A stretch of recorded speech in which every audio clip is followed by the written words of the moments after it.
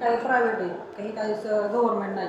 त्यांचे आपले पगार काय हे तहसीलदार किंवा ऐका, सेतू जे आहे, हां मी आता तुम्हाला एक सर्वसामान्य नागरिक एक मीडियाच्या माध्यमातून बोलतो हां की कोणतंही सेतू केंद्र असो, कोणतंही तहसील कार्यालय असो, या कार्यालयामध्ये जनतेच्या सोयीसाठी अल्प दरामध्ये सुविधा केंद्रे सुरू केलेली शासनाचं उद्दिष्ट आहे, बरोबर.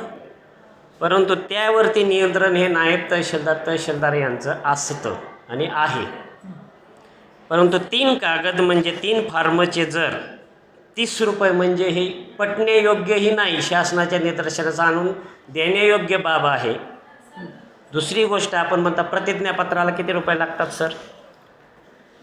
प्रतिज्ञापत्राला किती रुपये लागतात? 150 रुपये प्रतिज्ञापत्राचे. बरं, ते जर प्रतिज्ञापत्र समजा आम्ही स्वतः केलं तर काय नाही, तुम्ही आणा करून. बरं, दुसरी गोष्ट, ब्लॉक घ्यायला तुम्हाला सेतूमध्ये विचारावं लागणार, कारण प्रतिज्ञापत्राचं टायपिंग तुम्ही फक्त करून आणू शकता. बाकीचं ब्लॉक सह्या मी घेईन हो, समजा मी सह्या नाही म्हणजे ब्लॉक असलेलं पुढं तुमच्या फोटो हे ते असतं, तुम्ही टायपिंग कुठं नको आणा. शासकीय फी प्रतिज्ञापत्राची किती आहे? 150. नाही नाही, ऑनलाईन किती जाते आपली 70 रुपये, आणि बाकीचे एक्स्ट्रा जे आपण घेतो असे ब्लॉकचे आपण घेतो 120 रुपये. बरं, आणि मला काय म्हणायचं आहे, टोटल जातीच्या दाखल्यासाठी किती घेतो आपण? टोटल जातात आपले 300 जातात. 300 रुपये. त्याच्यानंतर अजून वर काय द्यायचे? काहीच नाही. बरं, शासकीय दरपत्रक तर 70 रुपये आहे, सर्व त्या सेतू केंद्र चालकाने करायचं. आपण ते ऑनलाईनच नसतं, बाकीचं कोणी हो, मला काय म्हणायचं आहे का, शासनाचे प्रांत असो किंवा वरिष्ठ कार्यालयाकडून जे आलेले नियम आहेत ना, 70 रुपये हे घेणं बंधनकारक ते सेतू चालकाला आहे का नाही, एवढं सांगा. आहे ना, मग 70 मध्ये तो दाखला त्याचा गेला पाहिजे. पण तो 150 रुपये म्हणजे हे जास्त होतात असं वाटत नाही का प्रतिज्ञापत्राला आपल्याला? 70 अधिक 150 हे फॉर्मचे 30, टोटल किती झाले? 150, 70, 200 गडीभर 20 आणि हे 30, 250 रुपये हाच खर्च झाला.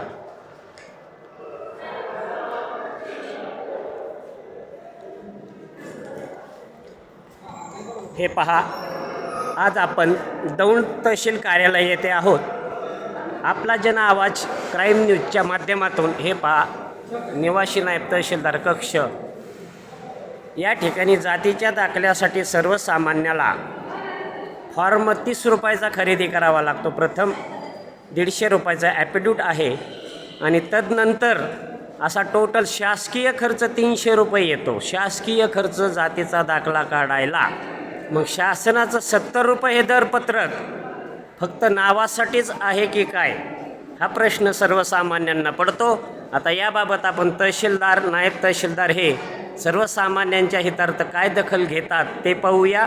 नियमानुसार 70 रुपयामध्येच जातीचा दाखला सर्वसामान्यांना मिळण्यासाठी ही सेतू सुविधा केंद्र आहेत की सर्वसामान्यांना खिशाला आर्थिक भार देण्यासाठी आहेत, हा प्रश्न मात्र सर्वसामान्यांच्या वतीने आपला जन आवाज क्राईमच्या माध्यमातून शासनास विचारण्यात का येऊ नये.